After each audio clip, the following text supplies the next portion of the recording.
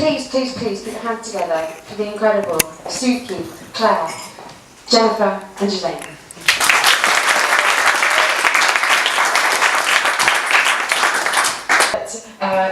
Let's kick off. So, wonderful ladies. Question number one. What are some unlikely sources, locations or breeding grounds for new startup ecosystems? So we've seen a little bit here in Croydon.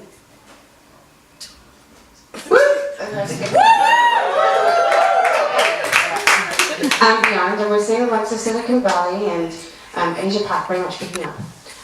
So, as somebody who has, well actually, all of these ladies have been, had global careers. Claire, perhaps if I could start with you on that question. Sure, absolutely. Yeah, okay. I have a pretty loud projectile voice, so I won't hold it too close. So, in my experience, we see ecosystems develop around a number of different assets.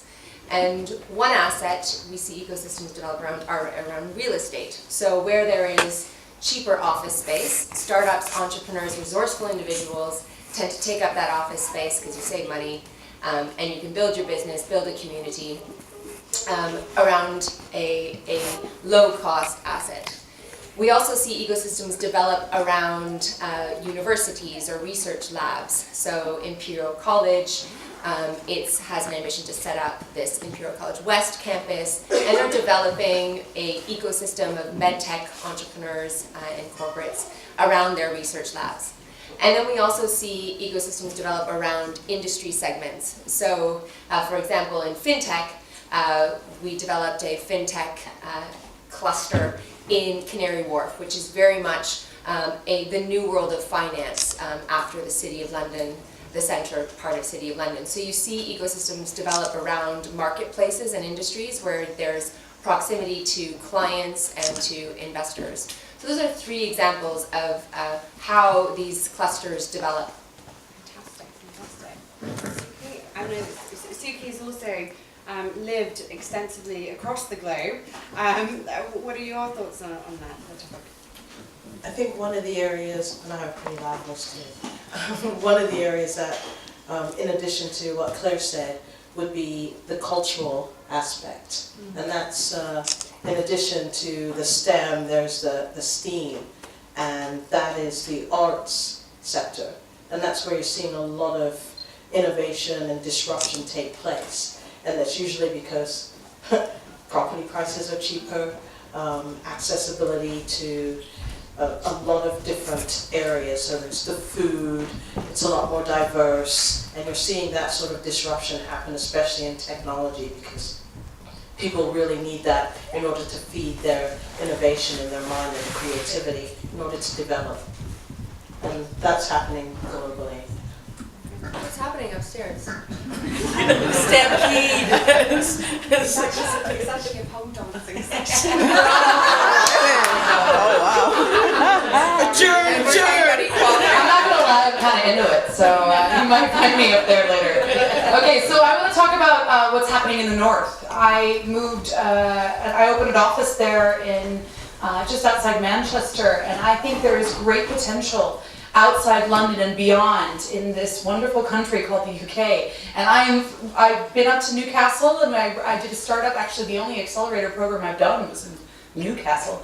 And now I'm in Manchester, and I'm running an event in Liverpool on the 13th of June, if you'd like to come up. But yeah, I mean, there's where I want to add on culture and all the wonderful things you said earlier, but I want to add on to skills. So being up north, having the access to all this crazy cool talent, out of the box talent, you know, the talent that doesn't necessarily think like everyone else is a really good reason, and another reason why the ecosystem up north is a great place to look. Fantastic. Ghislaine, Suki mentioned STEAM. Yes. Now I know that you are the goddess of STEAM. Tell us more. So my background is arts and creative background. So, and actually, just starting on the whole thing about where clusters start. I'm coming from a small business start in '89 in Stratford, Then we moved into London Bridge, then we went to Shoreditch, and it is absolutely because of they were really run-down areas. They were really the only place that you could get somewhere cheaper, and we clustered together. And you cluster together for many reasons. You find the cheapest areas, and and then they get much better. And that's it's the asset is the creatives. It's not the property. It's not the environment. So look at Shoreditch now. It's impossible. Most people have moved out, and most people have gone to Walthamstow, and you see that all over the world. You see areas which are very run-down, getting actually upped by the creatives that come in and cluster there. So I see it slightly the other way around. So actually I think we're the assets, and the people who've got the creative ideas and are doing their stuff and really going for it. And the clustering happens partly due to, yes, cheap space and sharing, but to skill sharing and to actually bartering with each other. You need to be in close proximity to others that have got different skills to you, that have got different equipment to you, that have got different resources to you to share.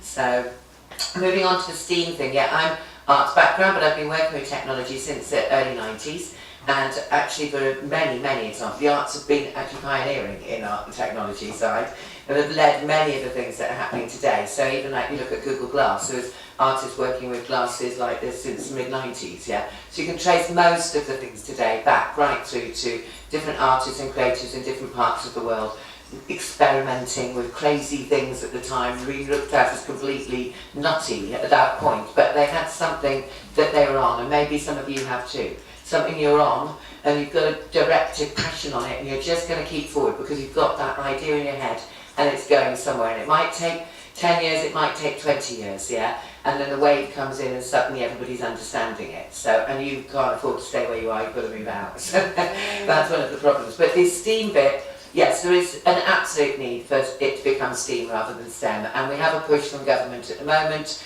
all over the world, towards STEM, because they see so many jobs that are missing in engineering, technology, science, maths, etc. But who's ever built a bridge without designers? And how did Apple get to where it is today without Johnny Ives? Yeah, there's always designers, always arts at the base of all of these developments. And if there isn't, to be honest, most of those things that don't really quite work haven't had a design element or an arts element brought into them.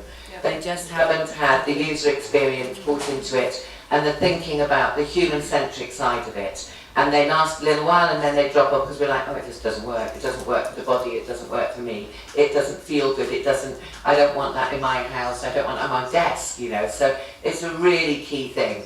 And I think we need to really turn the thinking around on it and value the creative bit far more. We need to get the value of the creative side, the values of creativity back into creative industries. We talk about creative industries all the time, and most of it is tech industry, not creative industries. So actually, one of the things that's happening in Croydon as well at the moment is Rise Gallery. I don't know whether you've seen a lot of the graffiti that's been going up across the centre, but it's something that Croydon is really trying to embrace, and I'm sure we'll need a lot more advice from you, Ghislaine. So, okay, so next question. So, is the entrepreneur market rather saturated? So, what do we mean by that? And particularly, are you seeing any drawbacks from a deluge of folks who are self-possessed CTOs and CEOs and may not have any experience understanding a market, or should anyone be giving it a shot?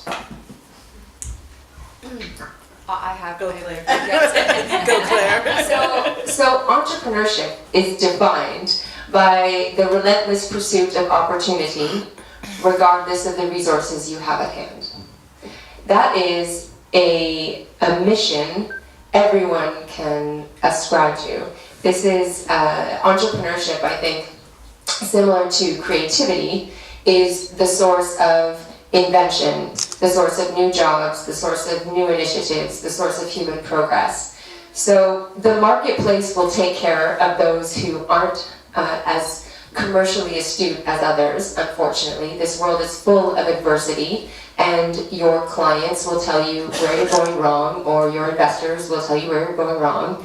So anyone who says, oh, there's too much entrepreneurship, or there's too much positivity around this desire, this ambition to build something, create something, is I just don't think that's the right approach to it. So I think that everyone should take a shot at your own creative spirit, and whether that's your own business or whether joining forces with another person or another group or being entrepreneurial is an incredibly powerful force without which we wouldn't be seeing and enjoying all the innovation that we have today. Everybody else? Good. Completely agree, but absolutely. But I do think again, it's about values and value, and equally to the entrepreneur side, we do need to get the creativity, the content, the actual ideas are the key bits. So I think there is a little bit too much focus on the upvaluing of the CEO, the COO against the creative.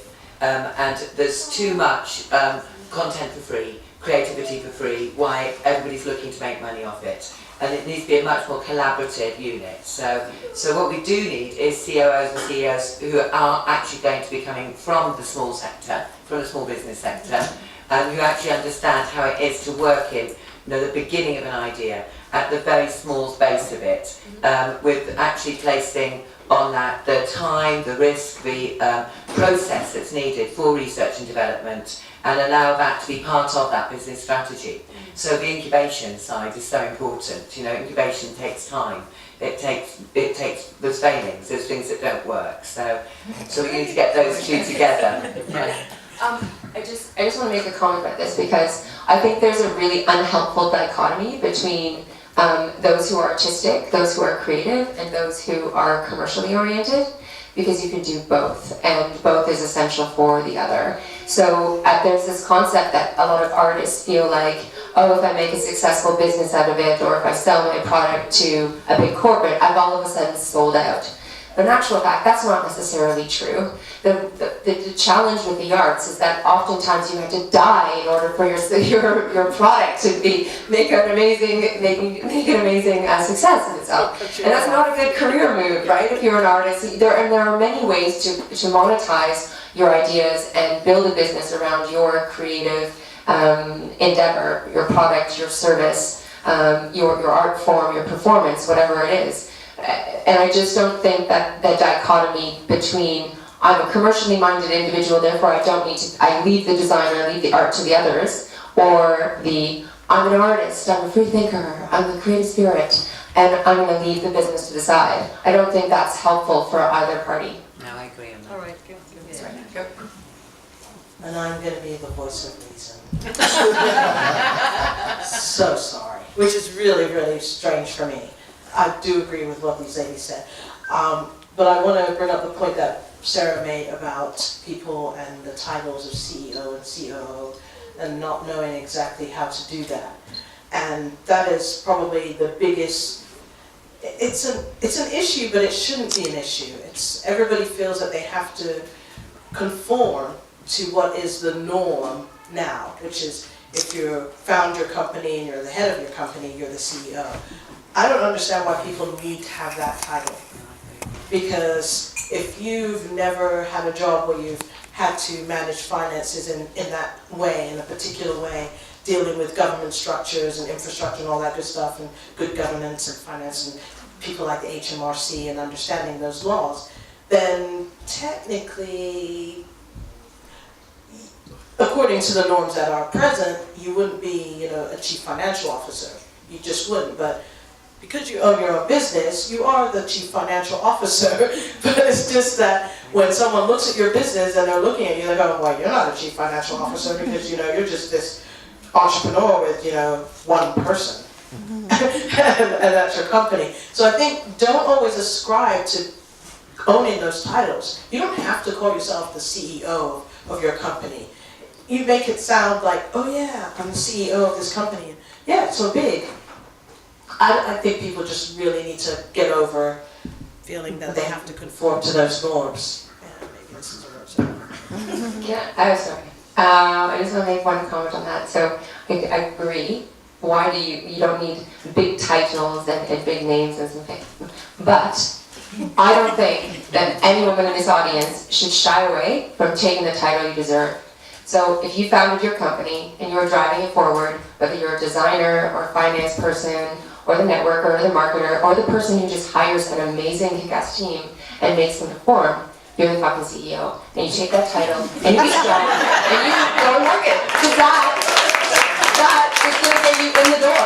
And people pay attention to CEOs. And unfortunately, yeah, we live in a world that values the big, arrogant titlehood. Yeah. So even though we might not naturally say, okay, you know, I'm not a finance expert, yeah, okay, but we've also got to get into the positions that can change it. And unfortunately, we have to get into those positions by using the language that the investor community, the finance community, the big corporate community accepts. And I just don't think, I think we sell ourselves short too often by saying, oh, I'm not going to be the CEO just because I'm not an expert on Excel.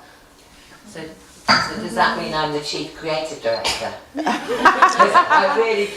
sorry, I don't even like the word chief, so I think we're selling ourselves short as women and actually collaboration. But anyway, I do agree with what you're saying. Unfortunately, you do need those titles to get in the door, unfortunately.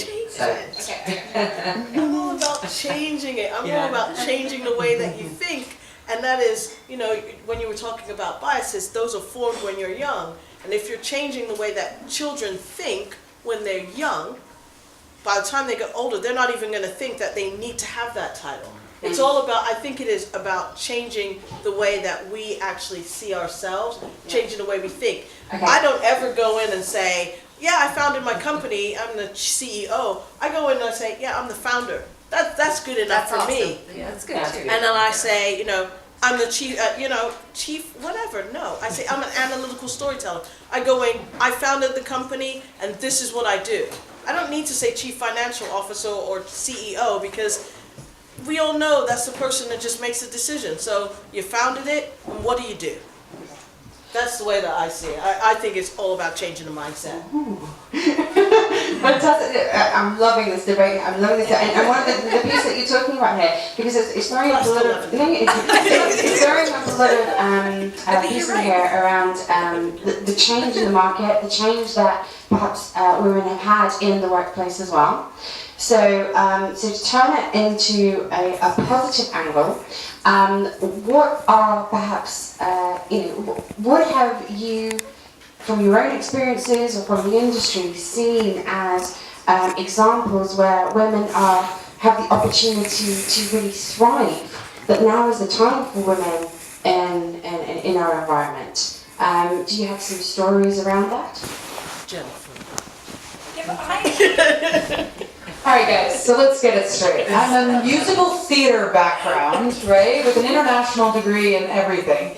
And then now I'm a certified penetration tester, ethical hacker. Like, what a bizarre group. So you talk about titles, I'm very confused halfway through the sentence. So I'm not really concerned with the title part or the change part, but I have to deal with it on a constant, like, day-to-day basis, and it drives me nuts. I'll give you an example. I get patronized nearly daily, right? So you talk about taking your title, walking in with a bunch of hackers, like, the one thing people hate more than bankers, or, well, And so I sit there and I have to deal with a room full of men that look at me and they're like, wow, you're lucky you can memorize a bunch of big words.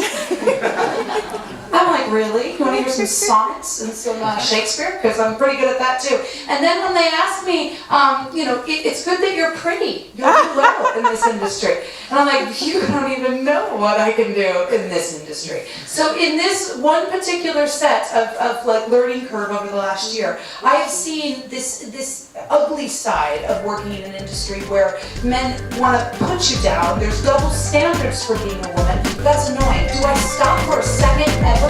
No.